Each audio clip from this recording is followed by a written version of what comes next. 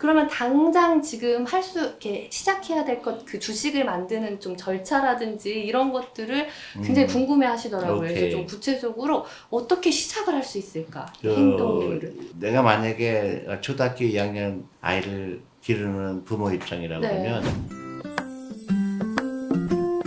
안녕하세요. 초등교사 이서윤의 초등생활 처방전입니다. 네, 오늘요. 정말 특별한 손님을 모셨어요. 존리 대표님이신데요. 네, 안녕하세요. 네, 안녕하세요. 네, 혹시 우리 구독자분들께서 대표님이 어떤 분이신지 혹시 모르시는 분들도 계실 것 같아서 잠깐 제가 소개를 해드릴게요. 지금 메리츠 자산운용사 대표님이세요. 네, 그러시고 80년대 초에 연세대 경제학과를 자퇴하셨어요. 네, 맞아요. 그리고 네, 미국으로 가셨어요.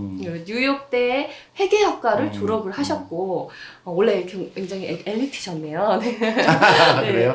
그리고 이제 그 후에 KPMG의 전신인 피트마이크에서 회계사로 일을 하시다가 미국 투자회사인 스컬더 스티븐스 앤드 클락으로 옮겨서 코리아 펀드를 운영을 하셨어요. 그리고 월가의 스타 펀드 매니저로 알려지기 시작을 하셨다. 이제 한국으로 들어오신 이유 중에 하나가 이 현명한 주식 투자의 문화를 좀 한국에 정착시키고 싶으시다. 이렇게 말씀을 하셨는데, 그래서 이제 오늘 저희 초등생활 처방전 이 학부모님들과 이 많은 학생들에게도 좀 현명한 주식 투자의 문화를 알려주실 수 있을 것 같습니다. 네, 네. 대표님께서는 부동산보다는 주식이다. 그리고 사교육보다는 주식이다라고 말씀을 하시거든요. 이제 개미들은 주식 하면 안 된다. 어차피 위에서 다 자기네들끼리 하니까 돈 벌 수 없다. 내 집 마련을 해야 되지 않느냐라는 생각도 많이 들었거든요. 그렇죠. 네, 이거에 대해서 좀 말씀을 해주셨으면 좋겠어요. 100% 틀린 말이에요. 틀린 말이에요? 전혀 그렇지 않아요. 그럼 대표님은 더 많은 정보를 갖고 계신 거 아니나요? 아니요, 저보다? 주식은 정보로 투자하는 게 아니에요. 그래요? 그러니까 정보는 너무 많아서 문제예요. 정보가 너무 많아서요? 정보가 너무 많기 때문에 어떤 뉴스가 나오면 그것 때문에 주식 가격이 막 네. 출렁이잖아요. 근데 주식 투자는 그런 거에 따라서 사고 파는 게 아니거든요. 그 회사는 그대로 있어요. 네. 그죠? 근데 망하는 회사도 생기잖아요. 물론이죠. 근데 그게 굉장히 금융을 이해하지 못했기 때문에 그런 일이 일어나는 거죠. 어렸을 때부터 금융을 가르쳤어야 되는 건데 그런 걸 안 가르치다 보니까 네. 그러니까 집을 내가 갖는 게 유리한가 아니면 내가 월세를 사는 게 유리한가 따질 능력이 안 되는 거예요. 아무도. 너무 신기할 정도로. 그럼 월세를 사는 게 어떻게 하면 유리할 수가 있는 거예요? 저는 계산할 줄 알죠. 네. 월세를 사는 게 유리한가, 집을 사는 게 유리한가. 근데 네. 제가 봤을 때 월세가 100% 유리한 거예요. 나 왜요? 지금도 한국에서 월세를 살고 있죠. 정말요? 그럼요. 집을 갖고 있게 되면요, 거기에 따르는 비용이 있고, 월세를 사게 되면 월세를 사면서 비용이 있잖아요. 네. 그 비용을 비교할 줄 알아야 되잖아요. 그러면 월세로 사시고 다른 자산을 그러면 어떻게 다르게 주식에 투자해야 되는 거죠. 주식을 그게 투자해야 훨씬 내 재산을 빨리 불어나게 하는 거죠. 그러니까 일본이 망한 이유가, 일본은 내가 볼 때 희망이 없는 나라예요. 네. 일본은 이거를 이해하지 못했기 때문에 네. 모든 사람들이 부동산 아니면 예금했는 거예요. 네, 지금 우리나라가 약간 똑같죠. 네. 근데 망하는 거예요. 그러니까 그거를 벗어나는 게 금융교육이고 우리 아이들이 따져볼 줄 아는 거예요. 내가 왜 월세가 유리하다고 얘기하냐면 간단해요. 네. 내가 살고 있는 집이 만약에 10억이다. 네. 그러면 월세를 얼마큼 받아야 될까? 근데 사람들은요, 월세는 당연히 하면 안 되는 거. 버리는 돈. 네. 집을 사면 버리는 돈이 아니라고 생각하는데, 은행 이자에 대한 거, 그 다음에 기회비용이라는 거, 이런 걸 배워볼 줄 아는 거예요. 그러면 10억에 집 살 거를 이제 월세로 살고 나머지를 주식 투자를 하는 게 100배 유리하죠. 돈을 굴릴 수 있다. 100배 유리하죠. 그러면은 이제 사교육보다 주식인 이유 사교육은 더 큰 문제가 있죠. 네. 사교육은 우리 아이들 가난하게 만드는 교육이거든요. 아니 사실 부모가 되면은 네, 저도 항상 사교육을 그렇게 많이 하는 것에 대해서 이해를 하지 못했어요. 근데 아이를 낳고 나니까 그게 다 이해가 되더라고요. 왜냐면 좀 부모로서 최소한의 해줘야 될 것 같은 느낌이 드는 거예요. 내가 어릴 때 이거라도 해주지 않았으면. 그리고 나중에 이제 커서 물론 그렇게 생각할 수 있죠. 네. 근데 나도 아이를 길러봤기 때문에 네. 똑같은 건 이해는 하지만은 안타까운 거는 네. 그 아이를 정말로 위하는 게 뭔지 모르는 거예요. 예를 들어서 네. 유태인 얘기를 많이 하죠. 네. 교육열이 가장 높은 나라가 민족으로 보면 한국 민족, 네. 그 다음에 유태인이죠. 네. 그래서 유태인은 그 교육을 통해서 전 세계를 거의 지배하다시피 하죠. 미국 같은 경우에 유태인의 인구가 2%밖에 안 돼요. 네. 근데 20%의 자산을 갖고 있어요. 네. 한국도 엄청난 교육열이죠. 네. 근데 결정적으로 한국 교육에 문제가 있는 거예요. 유태인은 누가 교육을 시키냐?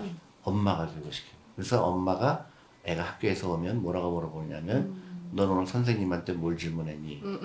그래서 엄마랑 대화를 해요. 그래서 그 아이의 장점, 그래서 그 아이가 세상을 살아가면서 궁금한 점이 뭐고 그걸 어떻게 대답을 하고 어떻게 토론을 하고 그래서 어렸을 때부터 내가 하고 싶은 게 뭔가 그래서 창의성 있는 교육을 시키는 반면에 한국은 집단 교육을 시켜요. 학원에다 하청을 주는 거죠. 네. 그럼 엄마는 마음이 편하지만 그 아이는 정말로 받지 말아야 될 교육을 받고 있는 거예요. 아, 네. 그러면은 정말 많은 구독자분들이 이제 고민을 주신 게 뭐냐면은 그 주식을 근데 내가 안 하다 보니까 어떻게 투자를 해야 하는지 좀 아이에게 기업 보는 방법, 투자하는 방법 이런 것들을 어떻게 알려줘야 되는지 전혀 모르겠다. 그래서 그런 좀 경제 시장을 보는 그런 안목 같은 것들을 어떻게 기르면 좋을까 이런 것들을 많이 그러니까 질문 주셨어요. 뭐 아이도 모르지만 아마 엄마도 모르죠. 네, 그러니까 맞아요. 나는 뭐 모른다 그렇게 생각하지 마시고요. 네. 여러 가지 방법이 있어요. 도서관에 가서 책을 읽어도 좋고 네. 인터넷에도 주식 투자하는 방법 많이 나와 있는데 네. 어떻게 하는 것보다도 어떻게 하지 말아야 될 게 더 중요할 때가 있어요. 하지 말아야 될 네. 거예요.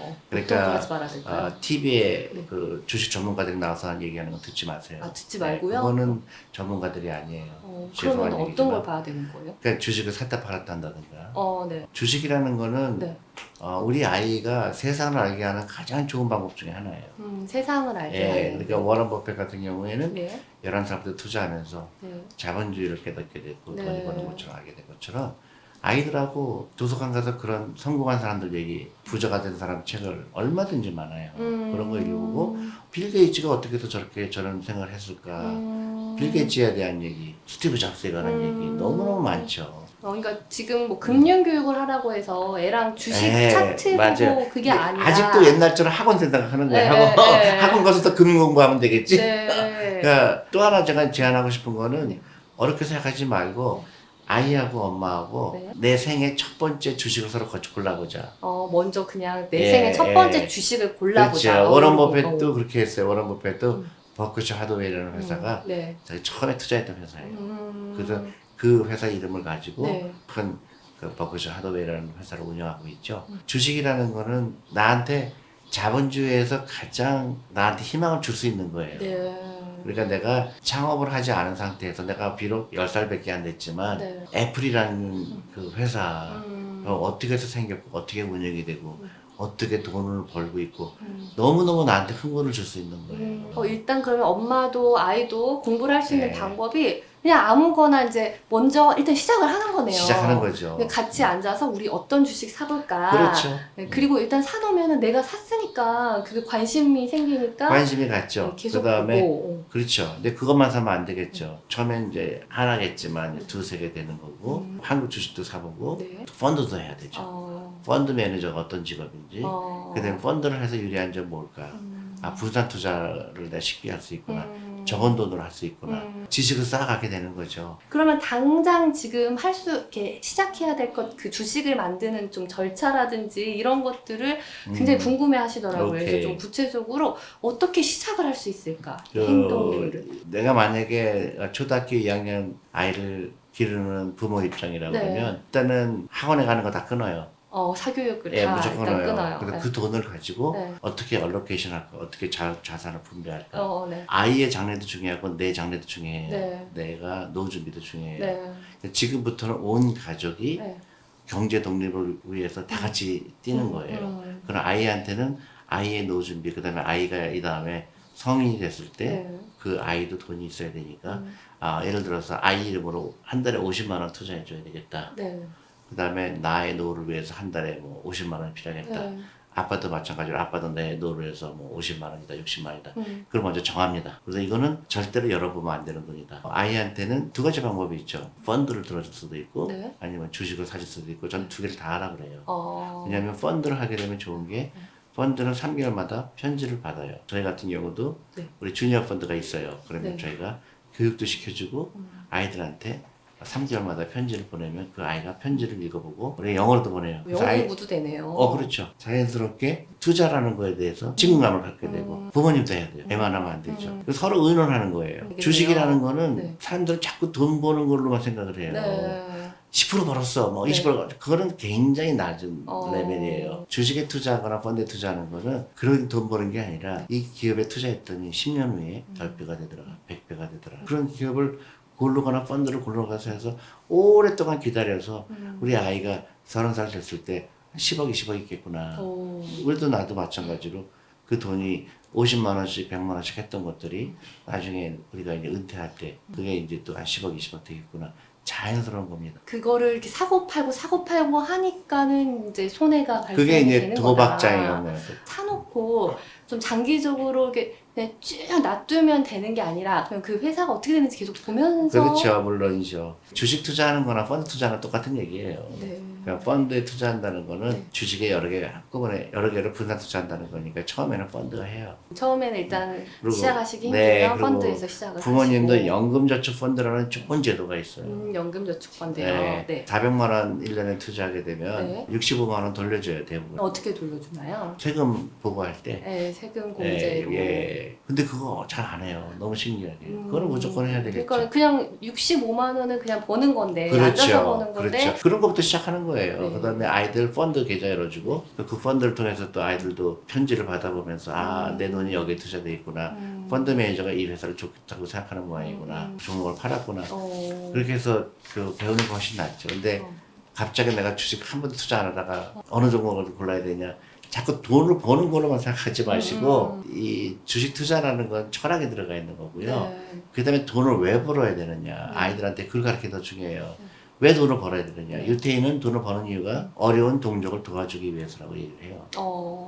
지금 대표님께서 이제 말씀을 해주신 게 일단은 시작을 하기에는 펀드가 좋다. 그렇죠. 그래서 같이 한번 펀드를 만들어 보고 일단 시작을 하면은 좀 더 관심을 갖게 되니까 그때 신문도 찾아보고 좀 세상을 보는 눈을 기르고 이제 도서관에 가서 이제 관련 인물에 대한 책도 한번 찾아보면 좋겠다라고 말씀을 해주셨어요. 그리고 사교육을 줄이고가 아니라 정말 끊고 이 사교육 할 돈으로 아이랑 주식을 하면 그게 오히려 그렇죠. 아이한테 더 그 맞아요. 큰 희망을 갖다 줄 수 있다. 이제 1편에서는 아 그래 내가 좀 주식 투자를 우리 아이랑 같이 해봐야겠다 이렇게 마음을 먹었다라고 하면은 이제 2편에서는 좀 아이와 함께 금융 교육을 어떻게 해야 될지 구체적으로 이야기를 나눠보도록 하겠습니다. 네, 그럼 2편에서도 이야기 함께 나눠주세요. 감사합니다. 네, 감사합니다.